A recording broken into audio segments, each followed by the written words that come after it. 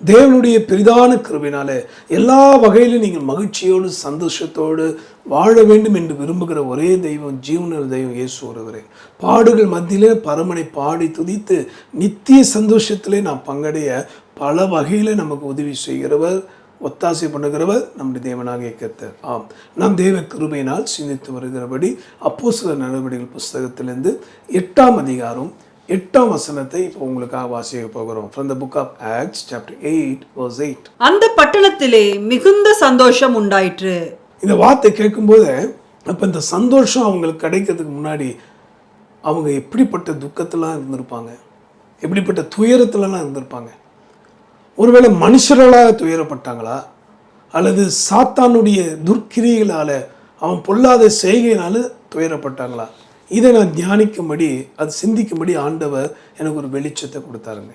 இன்றைக்கி அந்த வெளிச்சத்தின் அடிப்படையில் தான் உங்களுக்காக இந்த வார்த்தையை சொல்கிறேன். தயவு செய்து உங்களுடைய இல்லற வாழ்க்கையில் சந்தோஷம் பெருகணும்னா, உங்கள் குடும்ப வாழ்க்கையில் சந்தோஷம் பெருகணும்னா, நீங்கள் செய்கிற ஊழியத்தில் அல்லது வியாபாரத்தில் சந்தோஷத்தை நீங்கள் பார்க்கணுன்னா, இப்போ கொடுக்குற இந்த நல்ல ஆலோசனையின்படி நடப்பீர்களானால் நிச்சயமாக நீங்களும் உங்கள் வாழ்க்கையும் உங்கள் பிள்ளைகளும் மகிழ்ச்சியோடு சந்தோஷத்தோடு வாழ கர்த்தர் உதவி செய்வார். அந்த பட்டணத்தில் மிகுந்த சந்தோஷமாயிற்று. அப்போ வர வேண்டியவங்க வந்தாங்கன்னா தேவன் தர வேண்டியது நிச்சயம் தருவார். உண்மை தானே? அதாவது துன்மார்க்கர்களுடைய ஆளுகைக்குள்ளாக ஒரு தேசமோ பட்டணமோ அல்லது ஒரு நகரமோ இருக்குமானால் அங்கே பொல்லாத துன்மார்க்கர்களுடைய செய்களும் பல தீங்கும் பெருகி கொண்டு தான் இருக்கும். ஆனால் இங்கே வாசிக்கிறோம் மிகுந்த சந்தோஷம் உண்டாயிட்டு. எதனால் சந்தோஷம் உண்டாயிட்டு அல்லது எப்படி யாருக்கு சந்தோஷம் கிடைக்கும் பார்த்தீங்கன்னா, அதே அப்போஸ்தலர் 8ஆம் அதிகாரத்தில் 6ஆம் வசனத்தை நம்ம இப்போ பார்க்க போகிறோம். பிலிப்பு செய்த அதிசயங்களை ஜனங்கள் கேள்விப்பட்டு கண்டு அவனால் சொல்லப்பட்டவைகளை ஒருமனப்பட்டு கவனித்தார்கள். நல்லா கவனிங்க, ஒருமனப்பட்டு கவனித்தாதான் சந்தோஷம் உண்டாயிடும். இப்போ நீங்கள் செய்கிற ஊழியத்தில் உங்களுக்கு சந்தோஷம் இருக்குதா, இல்லாட்டி ஒரு வித நிர்விசாரம் இருக்குதா? ஏன் இன்றைக்கி நிறைய பேர் நிர்விசாரத்தோட ஊழியத்தை பண்ணுறாங்க, அல்லது கொடுக்கப்பட்ட பொறுப்பை தட்டி கழிக்கிறாங்க. ஏன் உண்மையான ஒரு இன்வால்மெண்ட் இல்லாதபடி இருக்காங்க? காரணம் கேட்டிங்கன்னா இந்த வார்த்தை தான். யாரோ ஒன்றும் சொல்கிறான்ப்பா, பிலிப்பு ஏதோ வளர்றான்ப்பா, ஏதோ சொல்லிட்டு போட்டான்ப்பா அப்படின்னு நினைக்கல. அங்கே இருக்கவங்க என்ன பண்ணாங்கன்னா ஒருமனப்பட்டு கவனித்தார்கள். சந்தோஷத்துக்கு முதல் படியே ஒன்னஸ். இன்றைக்கி நிறைய பேர் திருமணமாகி பார்த்தீங்கன்னா சந்தோஷத்துக்கு பதிலாக சண்டைகளும் பிரிவினைகளும், மனைவி மேலே சந்தேகம், புருஷன் மேலே சந்தேகம், பிள்ளைகள் மேலே சந்தேகம், எல்லாம் சில பார்த்தீங்கன்னா எல்லாரும் கூடயும் சண்டை போட்டுக்கிட்டே இருப்பாங்க. அந்த ஒரு பொல்லாத ஆவி இன்றைக்கி அநேக குடும்பங்களை அலைக்கழிக்கிறது. அதனால் கர்த்தர் கடிந்து கொள்வாராக. இங்கே சொல்லப்பட்டு ஒருமனப்பட்டு கவனித்தார்கள். அன்றைக்கி பவுல் பேசினவர்களை கவனிக்கும்படி லேதியாளுடைய இருதயத்தை கர்த்தர் திறந்தார் என்று பார்க்குறோம். இன்றைக்கி அந்த ஒன்னஸ் இருக்குது அவங்களுக்கு. நீங்கள் செய்கிற கொஞ்சம் வேலையாக இருக்கட்டும், அது ஒரு சின்ன ஊழியமாக இருக்கட்டும், அதில் ஒருமனப்பட்டு செய்கிறோம், அது பரலோகத்தின் தேவன் பார்த்து கொண்டு இருக்கிறார். அந்த ஒருமனம் இல்லாத சபையின் ஐக்கியத்தில் நான் பார்த்துருக்கிறேன். எப்போதும் சண்டையிட்டு கொண்டு இருப்பார்கள். எவ்வளோ நல்லது சொன்னாலும் அதுக்கு ஒரு குறை சொல்லிகிட்டே இருப்பாங்க. அவங்களால நிம்மதியாக இருக்க முடியாது, மற்றவங்களையும் நிம்மதியாக இருக்க விட மாட்டாங்க. ஆக தயவு செய்து உங்கள் சந்தோஷத்துக்கு நீங்களே கெடுதியாக இருக்கீங்க. உங்கள் சுபாவமே உங்கள் சந்தோஷத்துக்கு தடையாக இருக்குது என்பதை புரிந்து கொண்டு யாவரோடும் முடிந்தால் யாவரோடும் சமாதானமாக இருங்கள் என்று வேத வசனம் சொல்லுகிறது. அதன்படி நாம் கைக்கொள்வோமானால் ஒருமனம் இல்லாத திருமண வாழ்க்கை, ஒருமனப்படாத வியாபார காரியங்கள், ஒருமனப்படாத ஊழியங்கள், அது எப்பேற்பட்ட சபை ஊழியமோ அல்லது எந்த பெரிய தேசத்தை கலக்கிற ஊழியமாக இருந்தாலும் சரி, அவர்களாலே ஒருபோதும் சந்தோஷம் கிடைக்காது.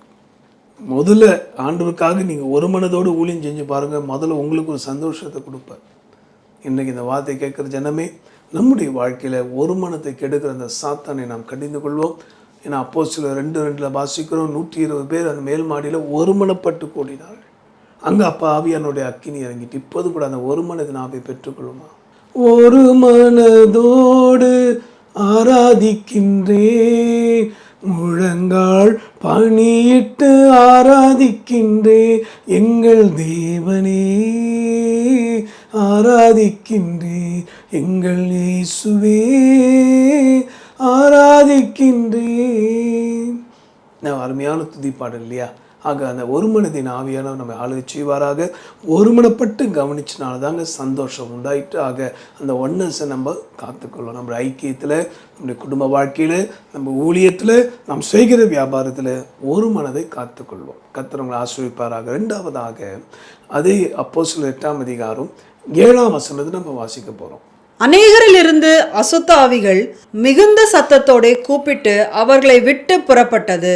இந்த ரெண்டாவது குறிப்பு எப்போ சந்தோஷம் உண்டாயிட்டாங்க கேட்டிங்கன்னா, அவங்க சந்தோஷத்தை கெடுத்து கொண்டிருந்த அந்த சாத்தான், அந்த பொல்லாத ஆவிகள், அசுத்த ஆவிகள் அந்த ஜனங்களை விட்டு விலகிட்டு, இப்போது இந்த செய்தியை கேட்டுக்கொண்டிருக்கும் போது இதை நீங்கள் யாருக்கெல்லாம் பக்தியோடு பயத்தோடு கர்த்தருக்காக இதை ஷேர் பண்ணுறீங்களோ அவங்களுக்குள்ளே இருக்கக்கூடிய மந்திர கிரிகள் அல்லது இப்படிப்பட்ட பிசாசின் கிரிகள் எல்லாவற்றையும் சத்தமிட்டு வெளியிடுவதை நீங்கள் பார்க்கலாம். அவையெல்லாம் புறப்பட்டு போனது. அப்போ ஜாய் த்ரூ டெலிவரன்ஸ்.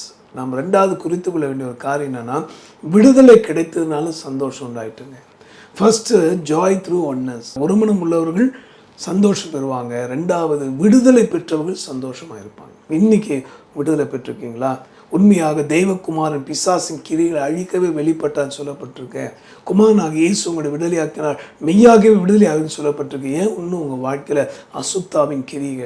அசுத்தாவின் கிரிகள் இருக்குன்னா என்ன அர்த்தம்? அது பரிசுத்தமானவரை சிந்திக்க விடாது, பரிசுத்தமானவரை நாட விடாது, ஜெபிக்கவே விடாது, துதிக்கவோ ஆராதிக்க வேதத்தை வாசிக்கவோ அல்லது ஆத்ம பாரத்தோடு ஊழிஞ்சவோ விடவே விடாது.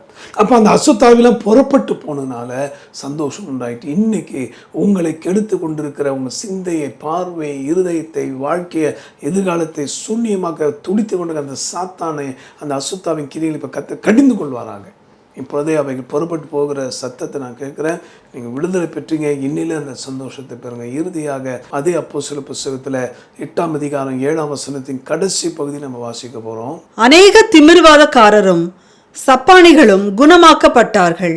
கடைசியாக ஜாய் த்ரூ ஹீலிங், அதாவது குணமாக்கப்பட்டனால சந்தோஷம் உண்டாயிட்டு. பிரியமானவர்களே, திமிர்வாதக்காரர் அநேகர், 1 2 இல்லைங்க, அநேகர். சில இடங்கள்லாம் பார்த்தீங்கன்னா, சில கிராமங்களில், சில பட்டணங்களில் பார்த்தீங்கன்னா இந்த கேன்சருங்கிற நோய் அதிகமாக இருக்கும். அது என்னென்னு பார்த்தீங்கன்னா, பக்கத்தில் அதிகமாக தொழிற்சாலைகள் உள்ள இடமா இருக்கும்.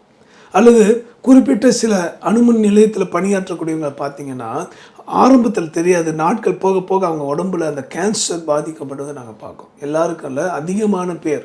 அதுதான் சொல்லப்பட்டிருக்கு, அநேக திமிர்வாதக்காரரும் பல நோயில் இருந்தவங்களும் குணமாக்கப்பட்டார்கள். அப்போ இன்னைக்கு உங்கள் வாழ்க்கையில் சரீரத்தை வாட்டி வதைத்து கொண்டாங்க அந்த நோயிலிருந்து கர்த்தர் உங்களுடைய விடுதலையாக்குறாரு, குணமாக்குறதுனால நீங்கள் சந்தோஷம் அடைய போகிறீங்க. ஆக இந்த 3 குறிப்பை மறக்காதீங்க. ஒருமனப்படுவ மறக்கக்கூடாது, 2வது சாத்தான் பிடியிலிருந்து விடுவிக்கப்பட மறக்கக்கூடாது, 3வது குணமாக்கப்பட மறக்கக்கூடாது. இந்த 3 காரியம் நமக்குள் நடக்கும்போது அந்த பட்டணத்தில் மிகுந்த சந்தோஷம் உண்டாயிட்டு. இன்றைக்கி இப்படிப்பட்ட அதிசயங்களை கிருபையாக அளவில்லாமல் அடியனுடைய இந்த light of the world ministry மூலமாக இதுவரைக்கும் நடப்பித்து வருகிற கர்த்தருக்கே நான் எல்லா புகழ் துதியும் செலுத்துகிறேன்.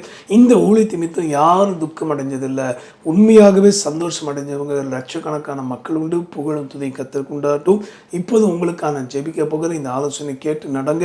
உங்கள் இல்லற வாழ்க்கையில் சந்தோஷத்தை ஆண்டு தராரு, ஊழியத்தில் தராரு, செய்கிற வியாபாரத்தில், உங்கள் பிள்ளைகளுடைய வாழ்க்கையில், உங்கள் எல்லாவற்றையும் நன்மை தந்து சந்தோஷத்தை தர போகிறார். நான் இது கெடுக்கிற ஒரு மனது சிந்தையை கெடுக்கிற ஆவியை கடிந்து கொள்ளுங்கள். பெற்றோருடைய ஆலோசனை கேட்காம அந்த ஒரு மனதோடு பிள்ளைங்க நடக்கும்போது என்ன ஆகும்? அவங்க எதிர்காலம் சந்தோஷமாக இருக்கும். அதே போல் பரிசுத்தவான்கள் மூலம் வெளிப்படுகிற ஆலோசனைகள் ஒருவேளை கசக்கிறது போல இருக்கும் ஆரம்பத்தில், ஆனால் அதை ஏற்றுக்கொண்டீங்கன்னா வாழ்க்கை முழுக்க தித்திக்கிற அனுபவத்தை ஆண்டு தருவார். அவங்க இந்த உண்மையை உணர்ந்துவங்க. என்னோட சேர்ந்து ஜெபிக்கலாமே. அன்பு ஆண்டவரே, உங்களுடைய வார்த்தைப்படியே உங்களுடைய பிள்ளைகளை ஆசீர்வதிங்கப்பா. மிகுந்த சந்தோஷம் ஆயிட்டு. இது வரைக்கும் இவங்க பார்த்த சந்தோஷம் இல்லை ஆண்டவரே. இன்னிலிருந்து ஒருமனப்பட்டு உண்மை ஜெபிக்க, துதிக்க, ஆராதிக்க, அந்த ஐக்கியத்தை காத்துக்கொள்ள உங்களுடைய பிள்ளைகளுக்கு உதவி செய்யும். அந்த ஒரு மனதை கெடுக்கிற எல்லா சண்டை பண்ணுகிற எல்லா பொல்லாத ஆவிகளை கட்டிந்து கொள்வீராக ஆண்டவரே. அவர்களை விட்டு பொல்லாத ஆவிகள் புறப்பட்டு போனதுனால சந்தோஷம் உண்டானது போல இன்னைக்கு இந்த ஜனங்களை கண்களை குருடாக்கி இருக்கிற, நாவை குருடாக்கி இருக்கிற, இருதயத்தை மூடிக்கிற அந்த சாத்தானிய எல்லா பொல்லாத ஆவிகள் புறப்பட்டு போகட்டும் ஆண்டவரே. இப்பொழுது கூட எங்களை அருமை ஆட்சியாளர்களுக்காக ஜெபிக்கிறோம். அவங்களை ஆண்டு கொள்ளுகிற அந்த அந்தகார சக்திகள், தீய ஆவின் கிரிகளை கத்தை அடித்து அவர்களுக்கு சந்தோஷம் மட்டும் இல்லை, பிறருக்கு சந்தோஷம் உண்டாகும்படி அவர்களை சந்திப்பீராக. திமிர்வாதக்காரரும் அநேக வியாதிஸ்தர்களும் குணமாக்கப்பட்டனாலே சந்தோஷம் நானது போல இன்னைக்கு இந்த செய்தியை கேட்டு பூரண சுகத்துக்காக நான் ஜெபிக்கிறேன் ஆண்டவர். யாரெல்லாம் சின்ன உள்ளங்கால் வரை இன்னும் பலவித நோயினால் பாதிக்கப்பட்டிருப்பாங்களோ அவங்க சுகமாக்குங்கப்பா. அவங்களை துக்கப்படுத்த அந்த நோயை அவங்களை விட்டு விலகட்டும், இந்த பலவீனங்கள் மாறட்டும். கர்த்தனை அற்புதம் செய்திட உங்களுடைய தழும்புகளால் குணமாக்கி நீரை ஸ்தோத்திரம். புகழும் துதியும் உமக்கே ஜீவாதிபதி இயேசு மூலமாக வேண்டுகிறோம் எங்கள் நல்ல பிதாவே, ஆமென். கர்த்ததாமே இந்த வார்த்தையின்படி உங்களையும், உங்கள் குடும்பத்தையும், உங்கள் தேசத்தையும், உங்கள் பட்டணத்தையும் சந்தோஷத்தால் நிரப்புவாராக. இதை நீங்கள் மற்றவங்க ஷேர் பண்ணுறது கர்த்தருக்கு ரொம்ப சந்தோஷம். God bless you.